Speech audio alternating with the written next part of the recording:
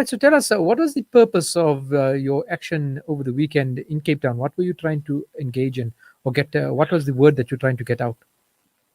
Well, it was actually a global protest. We had 19 countries standing in solidarity with us, and the event in South Africa was nationwide, every major metropole. In Cape Town, we had a sort of remarkable turnout. As you said, the weather wasn't fantastic, but people arrived with high spirits nevertheless. The intention is for us to sort of say no to corruption. I think it's enough. It's enough now. We need to start having more accountability. We need to start seeing more serious in that. And our primary driver is the direct electoral process. We are 20 months away from having that process implemented, which will allow us to directly elect our leadership at a council level, at a premier level, at a mayorship level. And I think this is key because it enables us to start to hold people accountable going forward, as opposed to the system that we're currently in, which is like a party, and then basically the party just does whatever it deems fit for us. I think South Africans need to be in a position where we can hold people more accountable, but us ourselves also need to start being accountable for the way we go forward. Mm-hmm. And normally we've seen, or not normally, but we've seen in Cape Town police coming up against protesters. What was the reaction this time from the city and the security forces? Did they treat you guys well?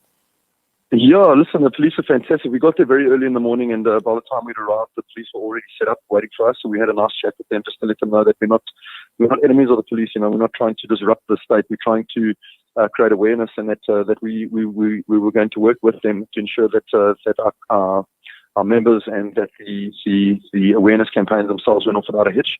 And they were very receptive to it. They stood with us, and they were remarkable, in fact. And globally, the awareness campaigns went off without a hitch, not one incident, which is just remarkable, considering the tension that we've had over the past couple of weeks. Yes, so 19 countries in total, or people from 19 countries said to be supporting this.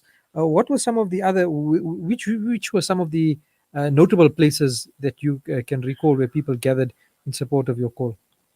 Gosh, at an international level, just about everywhere. We had guys in the States, Europe, a number of countries in Europe. We had Mexico standing with us. We had Portugal standing with us. We had Ireland. UK was huge. In London was a massive turnout. So I'd say that in general, just about every country that stood with us had a really good turnout. Some of them were smaller than others, and obviously everybody's got different lockdown regulations. But we saw that the police globally were very accommodating as well. So it was all just a fantastic to see the support. And Jarette, going forward, what would be some of the plans that you'd want people to participate in? So we're going to continue to host these. We'll probably do these global awareness campaigns every 6 weeks, 6-week intervals. But on the build-up, we're spending a lot of time in our communities, our impoverished communities across the country, and we are working with leadership, identifying leadership in these communities, and working with people that are recognized as influencers in the communities.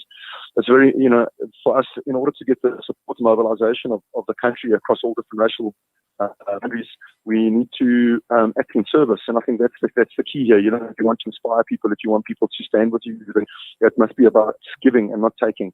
And I think that's a fundamental shift in political philosophy, because it's very often we've seen political parties, they go and they dump a food parcel and a T-shirt and expect to garner support that way. We want to go in and do active service. We encourage all our members to stand with us and to help us to achieve those goals over the next 20 months, so that we can continue to amass and mobilize and get many more South Africans from all different belief systems and all different races to stand in solidarity with us. This is a follow-up. Mr. Jarette Petzer from the Move 1 Million organization. Thank you so much for joining us this morning. Thank you for having me. Take care. Yes, and some responses coming in with regards to the EFF and their protest action outside Clicks stores around the country, 880 stores. I've just seen that the leader of the EFF, Mr. Julius Malema, has made his way down to the Mall of the North in Polokwane, and pictures have been tweeted of him as well as some of his supporters. They're standing outside Clicks. He's wearing a mask. I must say he looks in very fit form today, has trimmed down considerably in weight, and is looking prim and proper there in his red tracksuits and red tackies, along with some of his supporters.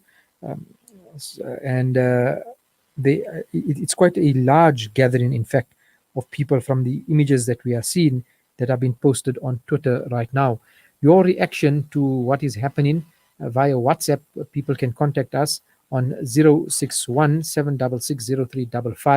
One says, Assalamu alaikum. We are tired of people making everything about race these days.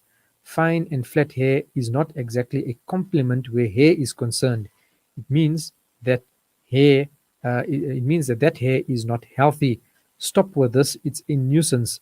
But I think that's the point exactly. Why do some people still portray fine, flat, blonde, straight hair to be the epitome or the pinnacle of beauty, as opposed to uh, frizzy, natural black hair? Why is that not regarded as beautiful? And I think that's where the inequality steps in. The message that the advertisement is pushing out is that white is right, white is beautiful, whereas black is something less desirable and of less value. And when you look at it from a from a person's perspective, from a human perspective, there is a large inequality that's created there, and that is essentially the racism. So while we cannot or while we should not perhaps resort to violence, there may be a line to be drawn there, but to not call out cliques for what they have done and to not say that this is a gross violation that they have committed in portraying black people as being inferior would also be tantamount to a serious allegation. And there I think we must make our voices heard. Another SMS, WhatsApp rather, comes in saying, yes, EFF is doing it the right way. What's happening to us about the Adhan? We must do the same. Lessons for us. Racism is now life. And then another says, if Clicks shuts down, many thousands of employees will lose jobs. Last week there was the Adhan saga. This week, EFF Clicks saga. Uh, that's pretty true. You could have an instance where if people protest against racism in the manner in which they do in outside cliques, it could result in people losing jobs. It could result in the closure of cliques as an establishment. Perhaps they will survive if it's just 5 days, and they'll take the economic lesson and carry on, on the 12th of September. But a similar argument was put forward during the calls for protest against the Israeli occupation and BDS here in South Africa. And a similar argument went right through to the economic sanctions that were levied against the South African apartheid regime back in the 1980s. And this is the lesson that we need to understand. When the economic sanctions were levied against South Africa, one of the arguments that were put forward against countries who had taken their decision to no longer trade with South Africa or engage in a cultural or sports boycott was that if the South African economy shrinks back in the time of apartheid, the people who would ultimately suffer are not only the white people or the um, uh, or the apartheid strategists, but it would also be the ordinary black people of South Africa, as the economy of the country would crumble or would take strain. The understanding behind that and the reasoning behind continuing with the boycott of the country was that if you are able to look at the larger objective, which is the dismantling of apartheid, it would take a drastic step in that way and a level of sacrifice by all in order to overcome and to finally break the back of the camel, so to say. And in doing that, that economic boycott of South Africa played a very important role in our transition to democracy and to a more just and equitable society. We have our problems today, but back in the 1980s, nobody could foresee where it would go or what would happen. Besides that, they were working to destroy and break apartheid down. In the same regard, with the occupation of the Palestinian territories and the global sanctions and boycott and divestments campaign that has been launched. Many argued that if South African workers, for example, would engage in BDS and boycott the importation of goods emanating from Israel and refuse to offload them at the docks and refuse to buy them from stores, then ultimately the South African economy would also take a knock. The economic growth that could come out of the sales of those products would simply not happen. And the South African worker would be the one who suffers not only the Israeli occupation economy that is used to subjugate the Palestinians. But the counter argument is again to look at the broader and bigger picture, that if you are to topple the Israeli occupation and if you are to topple and bring an end to Israeli apartheid, sacrifice will have to be given. And this is the price that will need to be paid in order to achieve the larger goal for the betterment of the Palestinian cause. And so perhaps this is also a time where we can begin to look at the bigger picture of breaking racism.